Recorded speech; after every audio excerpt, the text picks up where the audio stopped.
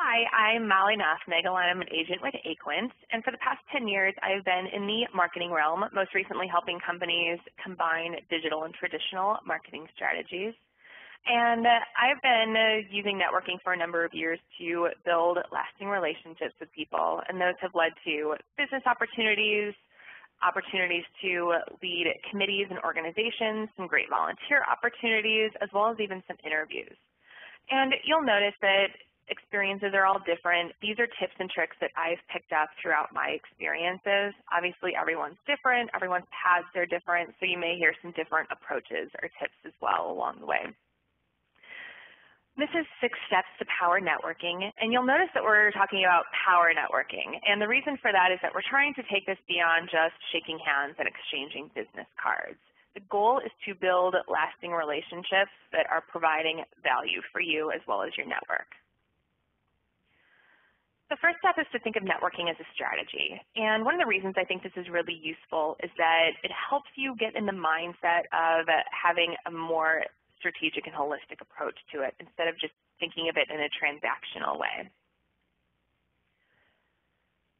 Think about this in terms of 3 questions. 1, who's your audience? 2, what do you want them to know about you? And 3, what can you do for them? And you'll notice that I didn't say what can they do for you, because I do believe that the first step is thinking about how you can add to your network. And then by adding to your network, that will eventually come back to you. And if you think about your audience and what you want them to know about you, these are the things that actually help you start to formulate what your pitch is going to be, which brings us into creating your elevator pitch. And the idea of the elevator pitch is to think about how you would introduce yourself to someone if you were riding in 5 floors with them in the elevator. So it's definitely something that is short, quick, and to the point. When thinking about your elevator pitch, I recommend getting it on paper. It's much easier to start writing these things out. Think about 2 to 3 bullets about the type of work that you do, and then also 2 to 3 bullets on sharing your benefit. Why should people work with you instead of someone else?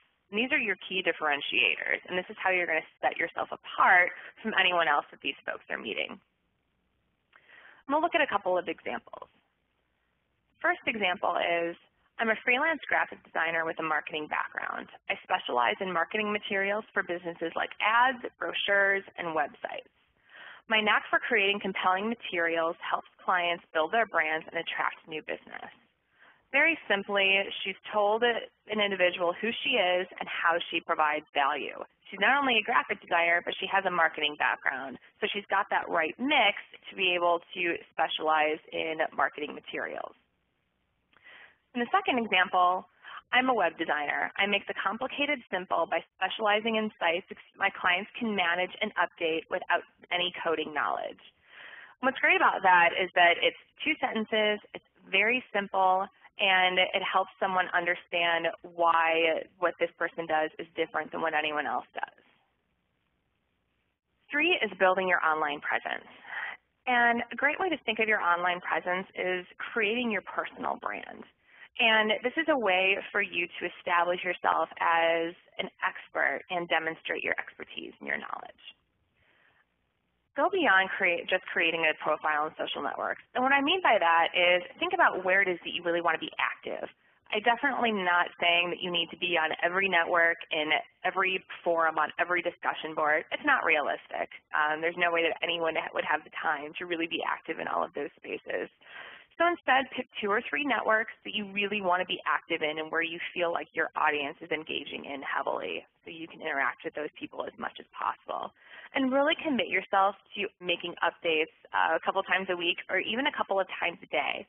And whether that's providing updates on LinkedIn with articles or projects that you're working on, or providing some industry news snippets, or tips and trends that you're seeing in the space on Twitter. Those are all things that will help you create your personal brand and provide those updates.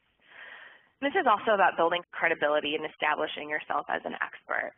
Again, what are the things that you know better than anyone else? Can you create a 1-minute YouTube video on something in particular and share that with your network? Any way that you can help establish credibility for yourself and help demonstrate the knowledge and expertise that you have, those are things that you want to be sharing.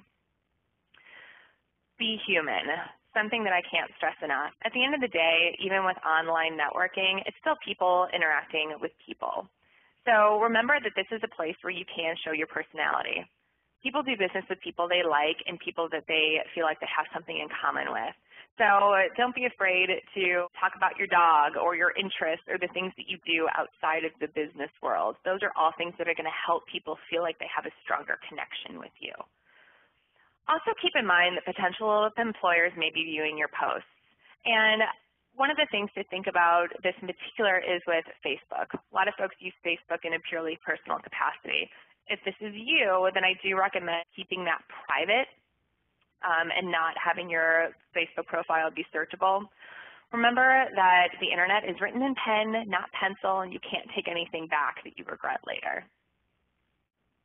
And next we're going to talk about building your network offline and how you can take some of those relationships that you made online into the real world. In building your network offline, think about attending conferences and events. And these can come from places like AIGA, UX Week, An Event Apart, South by Southwest are some great examples. Organizations like AIGA also have local chapters, and that's a great place to go to events more regularly and also to establish roots in the organization and be on some committees or even leadership roles on committees for those organizations.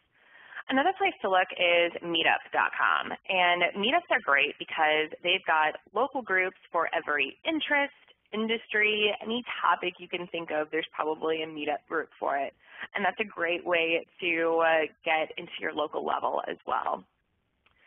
And again, these are places too where some of these connections that you made offline can be brought into the real world.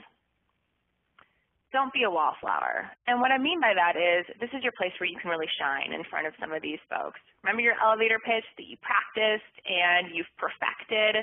This is a great place to be able to use that in a real world setting. And remember, the point of the elevator pitch is to answer those questions, what do you do, and what can you do for me when you're meeting someone, to make sure that it hits those points. Do your research. One of the great things about events and conferences now is that a lot of them have things like Twitter hashtags or other ways that you can track who's attending those events. If it's on LinkedIn, maybe there's a LinkedIn event for it, you can see who in your network is attending. And this is really great because you can actually see who's attending beforehand, take a look at their backgrounds, see who you want to target, who you want to meet. Listening is something that I cannot stress enough. What you're really trying to do is build personal relationships. So it's important to listen to the folks that you're meeting. What are their challenges? What are their interests? What are things that are going on in their company right now? Those are all things that you can use later as conversation starters. And network anywhere and everywhere. And I say this because we get into a space where we think of networking as just something that happens at professional events. And this is something that can happen anywhere. It can happen at a barbecue. It can happen in a line at the store. It can happen when you're walking down the street. Those connections can be made anywhere at any time. If you are someone who gets nervous at events, I do recommend having a couple of conversation starters. These are things that you can refer to and help you feel confident when you're making those connections and having those conversations. 5 is follow-up. And when thinking of follow-up, this is something that you should do within 24 to 48 hours. If you're someone who is a little forgetful, when you're getting someone's business card, I recommend writing on the back of the business card any notes that you can think of from that conversation. These are things that you can refer to later when you're writing those personal notes and making that personal contact. When sending LinkedIn invites, absolutely take the time to customize the invite. It seems like a little thing, but it's something that can make a big difference when you're trying to connect with someone. Go beyond that very simple and dry, I'd like to add you to my professional network. It only takes a couple of seconds to customize, and it's absolutely worth it. And also remember to deliver on any promises. Did you tell someone that you were going to make an introduction or provide a resource or send a proposal? Make sure that you follow through on those things. And 6 is keeping in touch. Keeping in touch is probably one of the hardest things to do. It's great when you're doing that follow-up and everything's happening within a couple of days, but then stuff starts to sort of fall to the wayside. So one of the things to think about is, again, since we're thinking of networking as a strategy, think about how you're going to keep in contact with these individuals. One of the things that's been really helpful to me is that I keep a list in an application called Evernote. An address book or an Excel spreadsheet would do the exact same thing, but I keep track of who I've met, where I met them, what they do, and then also how I think I might be able to provide value to this person. And providing value is absolutely hands down the most important thing that you can do. Again, whether that's making a connection, making an introduction, providing a website or resource that's important to that person's industry, those are all great things that you can use as contact points. Another thing to think about too is maybe sending out a holiday card or an email update. Those are things that you can do to more than one person at a time, and it helps keep that contact going and helps keep your name top of mind, and also helps you share things at a larger scale. Don't just reach out when you need something. Don't be that person who just reaches out when there's something that you want to get from people. Make sure that you're providing something first. There needs to be a benefit to this person having a relationship with you.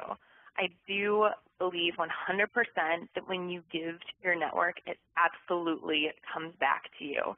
And again, these don't have to be big things. They can be little things like, again, sending resources, sending articles. So don't think of it as this big thing that you can't commit to. This is absolutely something that anyone can do.